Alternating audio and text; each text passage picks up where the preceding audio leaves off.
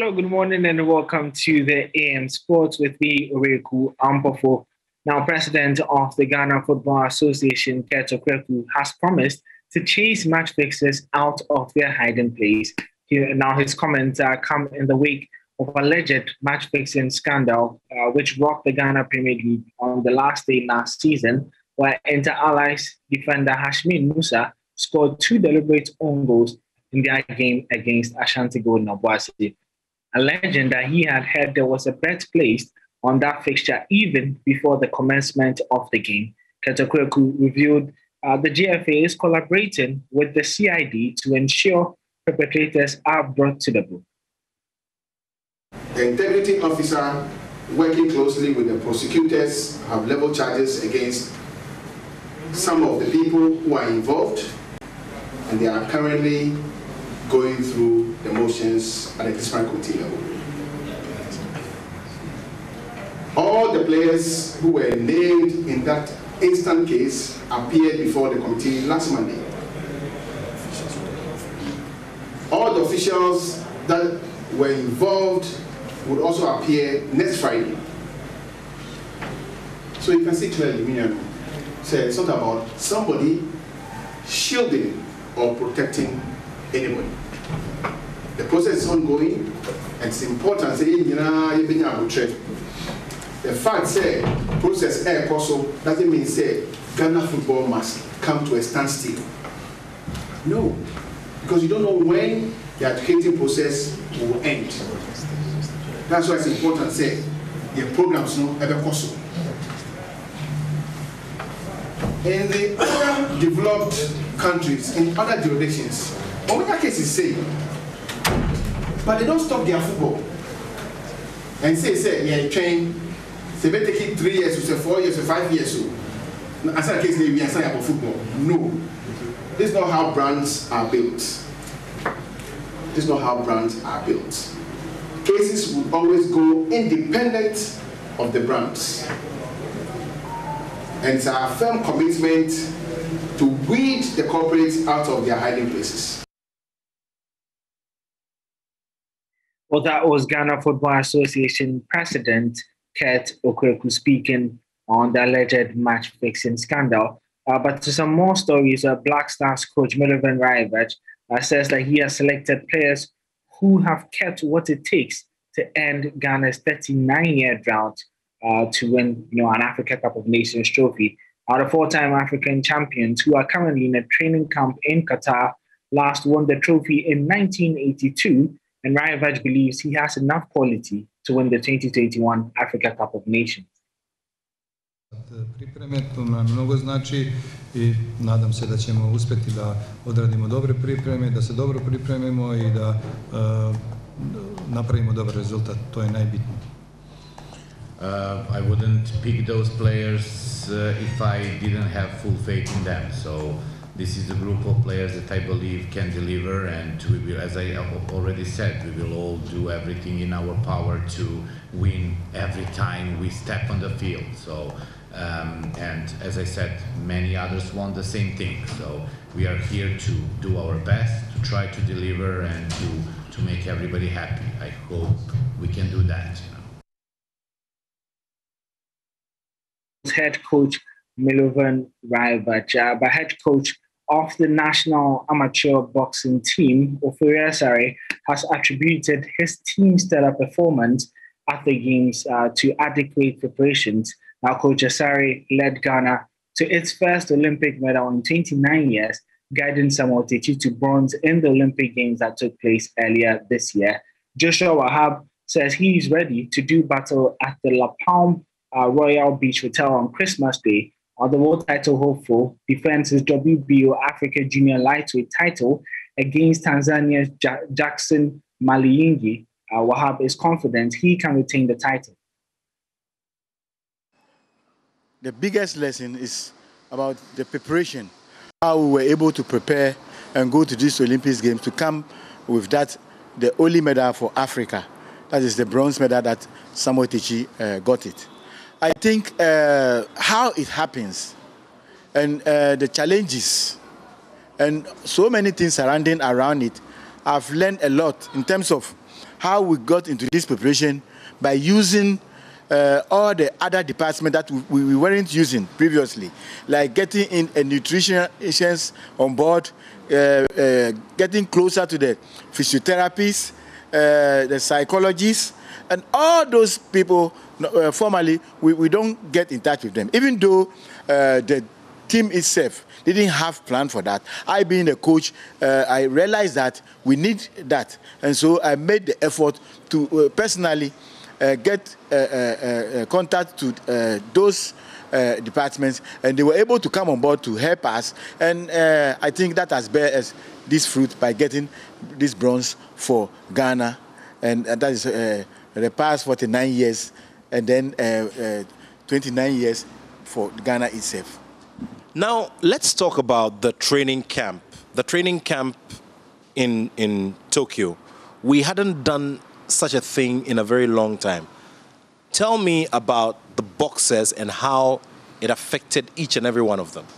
I think, like I said, when we started the training from the Bukom Boxing Arena, also sleeping at a closer place like the Royal Dede, I think it make it easier for us to do a whole lot of training within a short period of time. Sometimes I have to use my own car in moving them because the place is very shorter, and the number of the boxers who have qualified are also not more. So we are able to get ourselves in touch and then get to the training ground. Sometimes we train 2 or 3 times a day. And these things, like I said, we are getting the nutritionists or the dietitians coming closer. The physiotherapists at the Bukom Boxing Arena itself is also helping us. And when we started from the stadium, so I can't take away the stadium, we were also having the stadium physiotherapists and there's one psychologist there also helping us. So I realized that all these things are things that we are missing, and we should be able to get these things in time. I respect every boxer. There's no boxer that puts in front of me that I underrate. He's a very good boxer. I watch a couple of his fights on YouTube, and I can see he's a very sharp guy. So we've worked on him, me and my team. The work is done already. My fitness level is 100%. Even I can say maybe 120% because I don't wait for them to give me fight before I start prepare. I always get myself always ready 100%. So me doing this thing today just like I'm just doing training. I'm ready. If they say the fight is tomorrow, I'm ready. Oh, of course, because everybody knows me. I've been working hard for these years. And being former WBA Pan-African title champion, and right now WBO African champion. I'm looking forward to defend the title. There's no way I can give all my fans the Christmas gift than to just deliver the victory. See, every boxer dream is to become a world champion, and that's why I've been working hard all these years. But you see, everybody want to become a world champion, but if you don't put the work, you can't become a world champion. Me, I don't wait for opportunity. I always work hard. I believe the hard work will speak for himself. I've been working hard, even when no one is watching. I always do my work as disciplined boxer. So I believe, inshallah, by next year, before ending of 2022, I'm going to become a world champion, inshallah. Well, that was Joshua Wahab, and he would be defending his WBO Africa Junior Lightweight title against Tanzania's Jackson Maliyingi on Christmas Day. And then earlier, we also heard from Coach Oforiasare, who was speaking about what went behind their success at the Tokyo Games with Ghana winning the bronze medal. Let's still stay on boxing. And let's talk to Abimbola Abel Osunderu. Now, he's a 27-year-old Nigerian, Ghanaian, American-born amateur boxer, come entertainer, filmmaker, and he's currently ranked #1 in the 86 kg and 2021 national champion. He recently represented Chicago in the 2021 Boxing National Championships, where he defeated his opponent, Ezri Turner. He started boxing just 2 years ago and is unbeaten or undefeated in over 12 bouts. Team Abel, congrats on your win over Ezri Turner in the Boxing National Championship. First of all, how was the feeling like after your win last Thursday? The feeling was surreal. It was an amazing feeling. Thank you for having me. And first, I want to give thanks to the Almighty, because without the Almighty, we would not be here right now. But the feeling was amazing. So you're ranked number one in the 86 kg and you're 2021 national champion as well. What does this mean to you as a young boxer? So this is the height. This is the highest you can reach at this level. Anyway, so I'm on Team USA now, which we have at least, I believe, hundreds of thousands of registered boxers in the United States. So to be on Team USA, be one of the people selected, is an amazing feeling. Ranked number one in the USA, and it took hard work and dedication and extreme focus. That's how I got to where I am. So how do you combine the two, that's acting / modeling, and then with boxing now? Is it not giving you divided attention? Yes, so they do say that you can't serve two masters. You have to focus on one. So when I am boxing, that's all I'm focusing on at the time. And I've been a natural born actor since I was young. Since I've been a baby, I've always been acting. So that just comes naturally. And I do hone on my skills when an opportunity does come, auditions and whatnot. I focus on that. But boxing is what I'm focused on 100% now. Well, you stated earlier that you've really reached the pinnacle of amateur boxing, being ranked number one in your category, and then being a national champion as well. What would you say is your target? What would you want to be in the next 2 years? Well, and so before, let's say before 2 years, the next thing I want to do is turn professional, which we will do in 2022. Our first target is we want Jake Paul and we want Logan Paul. So we're coming for you, and don't run, because you guys have to fight actual boxers. But within 2 years, I will become a world champion, undisputed world champion by the grace of the Almighty. And it will happen. And of course, I have to bring my people along, my Ghanaian people, my Nigerian people, and my West African people. This is for them. This is for them. It goes to show how good we are when we have the resources.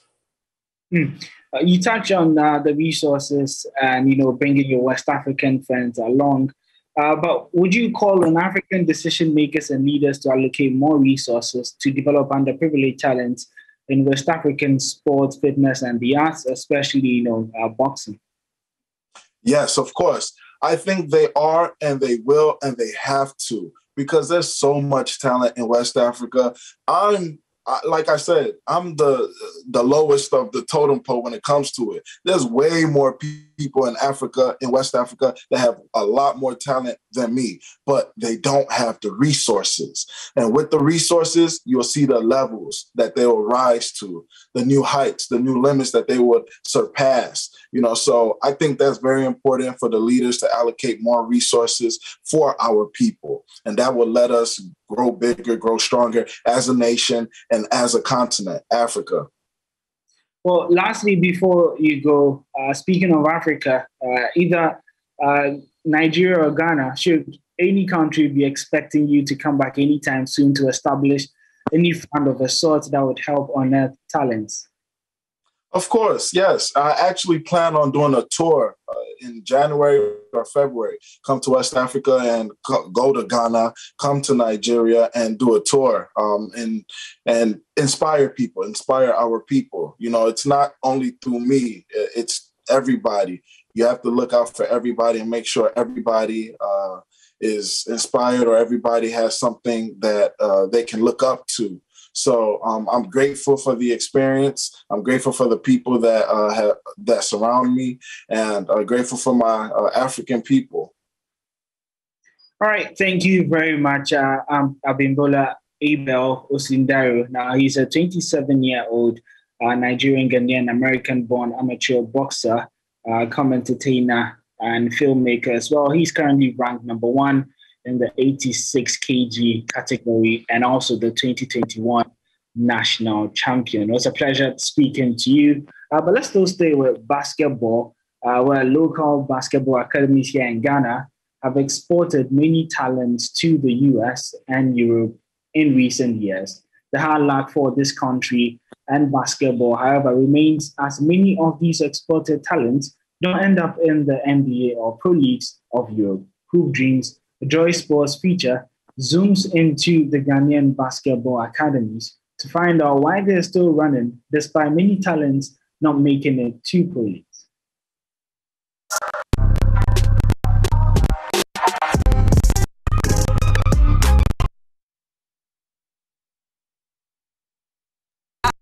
Okay, because so far as Nigeria is in Africa, like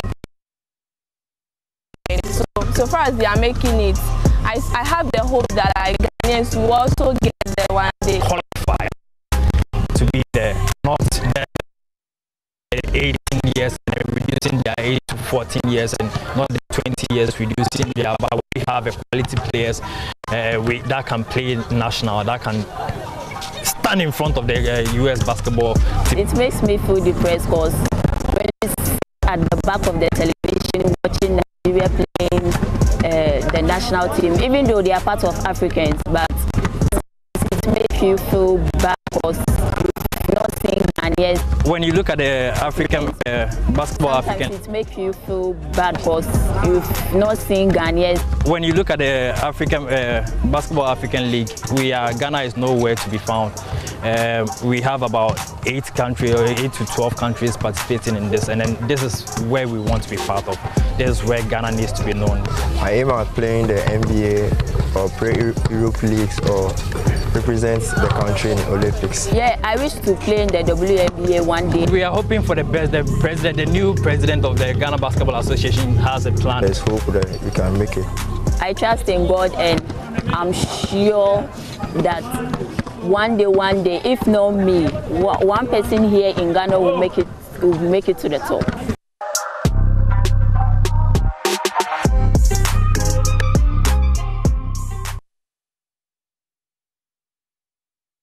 So do make a date at 2 p.m. and 10:30 much later today on the Joy News channel. My name is Owuraku Ampofo, and that's how we wrap up the sports here. You can get some more sports stories on my Joy Online /sports, or follow us on social media at Joy Sports GH. The AM show continues right after this break.